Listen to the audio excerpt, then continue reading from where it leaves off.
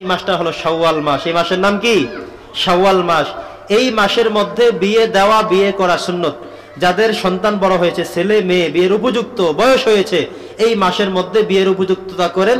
সময় অনুযায়ী এই মাসে সুন্নতের সওয়াব পাওয়া যাবে। নবী করিম সাল্লাল্লাহু আলাইহি ওয়াসাল্লামের সময় থেকে সাহাবে আজমাইনদেরকে তিনি এই মাসে বেশি বেশি বিয়ের ব্যবস্থা করাতেন। আমাদের সমাজে বিয়ের ব্যবস্থা নিয়ে একটু কথা বলি আমরা। বন্ধুরা আমার, আমাদের সমাজে বিয়ের যে ব্যবস্থাপনাগুলো হয়, আমি আজকে আপনাদের উদ্দেশ্যে যেগুলো বলবো, চেষ্টা করবেন সমাজটা পরিবর্তন করা যায় কিনা। এক নম্বর কথা হলো, বিয়ের আয়োজনটা করতে হবে আসর থেকে মাগরিবের নামাজের মধ্যে, অথবা মাগরিব থেকে এশারের নামাজের মধ্যে বিয়ের কাজ সমাপ্ত করতে হবে। এটা হলো এক নম্বর কথা। বুঝতেছেন?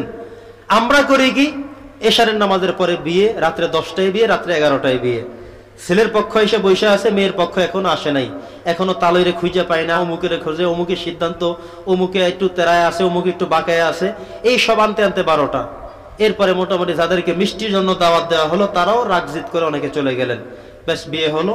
এরপরে বাড়িতে যাওয়ার পরে খাওয়া দাওয়া করতে করতে রাত্রে 1টা 2টা 3টা বেজে গেল। কথা কি বোঝেন নাই?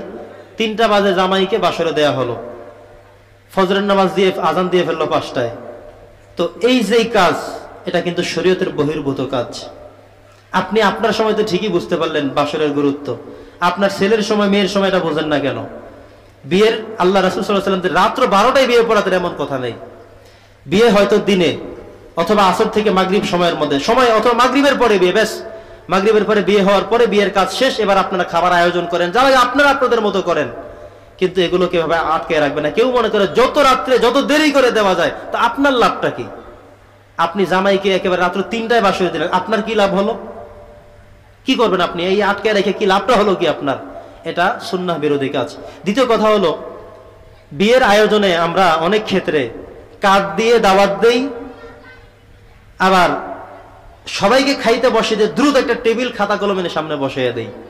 ঠিক আছে কথা? একজন চেয়ারম্যান সাহেব আমাকে দুঃখ করে বললেন, আপনাদের এই গ্রামের চেয়ারম্যান না, অন্য জায়গার। উনি বললেন যে হুজুর কি আর করব, আজকে 4টা দাওয়াত আমার, এই 4টা দাওয়াতে আমাকে যেতে হবে।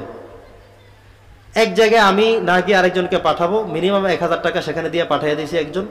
আরেক জায়গায় 2000 টাকা নিচে দিলে পাওয়া যাবে না, আরেক জায়গায় 5000 টাকা আমি নিজে গিয়ে দিতে হবে। হুজুর আজকের বিয়ের অনুষ্ঠানে আমার মোট 10,000 টাকা লাগবে। হুজুর এইভাবে আজকে না, একাধারে প্রত্যেক দিন। হুজুর কেমন করব?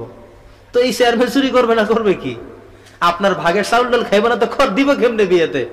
তো এই যে আয়োজনগুলো যারা এই সিস্টেম করলেন, এটার উপর অবশ্যই আল্লাহ তাআলা রহমত নাই, লানত। এখানে কি পড়বে?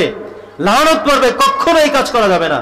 বন্ধুরা আমার, এই আয়োজনগুলো আপনার সামর্থ্য যতটুকু ততটুকু কাজ করেন, এর চাইতে বেশি করে মানুষকে কষ্ট দিবেন না। আপনি পারবেন অল্প খাওয়াতেন, অল্প দাওয়াত দিতেন, এভাবেই করেন, এভাবেই খাওয়ান, কিন্তু এই কাজগুলো করবেন না। যাদেরকে দাওয়াত করলেন তারা চিন্তা করলো দিব তো 1000 টাকা, 1000 টাকা তো আর খাইতে পারবো না, খাবো 300 টাকা, বাকি গোস্ত নষ্ট করে যাবো, এইটা সেটা করে তারপরে যাবে।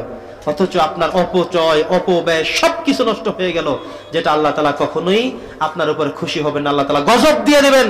এই জন্য বিয়ের আয়োজনগুলোতে চেষ্টা করবেন এই কাজগুলো বহির্ভূত করতে, এই অপচয় করা যাবে না। এমনকি কার্ড দিয়ে টাকা উঠানো, এটা শরীয়ত কখনো জায়েজ নেই, আমরা এটা জায়েজ বলতে পারি না। তৃতীয় কথা হলো, আমরা বিয়ের অনুষ্ঠানগুলোতে বাদ্য বাজাই, ঢোল বাজাই, বক্স বাজাই, গান দিয়ে নাচিয়ে পুরো বাড়ি ঘর এলাকা সব মানুষকে ওরা তাল করে ফেলি, কাউকে আমরা ঘুমোতে দেই না। তো আপনার সন্তানের বিয়ে, ছেলের বিয়ে, কিছু কিছু জায়গায় দেখি যে আরে বাবা, ছেলে বাসরে আছে, ছেলের বাবা মাইক বাজাচ্ছে, আমার ছেলের বিয়ে।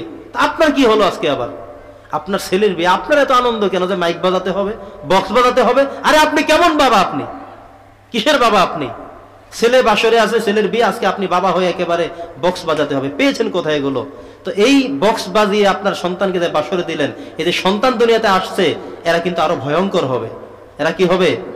হযরতে আব্দুল কাদের মহিউদ্দিন জিলানী নাম শুনেছেন না? ইতিহাস থেকে বলছি, উনি মায়ের পেট থেকে জন্মগ্রহণ করেছেন, 18 পারা কোরআন শরীফ মুখস্থ করে আসছেন। সুবহানাল্লাহ পড়েন। উনি জন্মগ্রহণ করার পর যখন কথা বলতে শুরু করলেন, কোরআন তেলাওয়াত করতেছেন, একাধারে 18 পারা মুখস্থ। তার থেকে জানতে চাওয়া হলো যে এত মুখস্থ কিভাবে?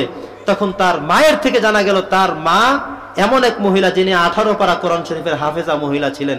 এই সন্তান যখন পেটে ছিল, এই সময়গুলোতে তিনি বেশি বেশি তেলাওয়াত করতেন। এই তেলাওয়াত করতে করতে এই 18 পারার কোরআনুল কারীম তার অন্তর থেকে কপি করে সন্তানকে পেস্ট করে দেওয়া হয়েছে। সুবহানাল্লাহ পড়েন। এখন সন্তান এটা মুখস্থ এমনিতেই পারে। আর আমাদের মহিলারা সিরিয়াল দেখে, সিরিয়াল, উনি যে সিরিয়াল দেখছেন, সন্তান জন্মগ্রহণ করার পরে তারপরের সিরিয়াল শুরু। ওই সন্তানকে মোবাইল না দেখাইলে খায় না, মোবাইলে গান না বাজিয়ে দিলে সে কান্না বন্ধ হয় না। কি ঠিক আছে না কথা? তাহলে কাজগুলোর দায়িত্ব আপনি তো আপনার পরবর্তী প্রজন্মকে জাহান্নামের লাকড়ি বানিয়ে দিয়ে গেলেন।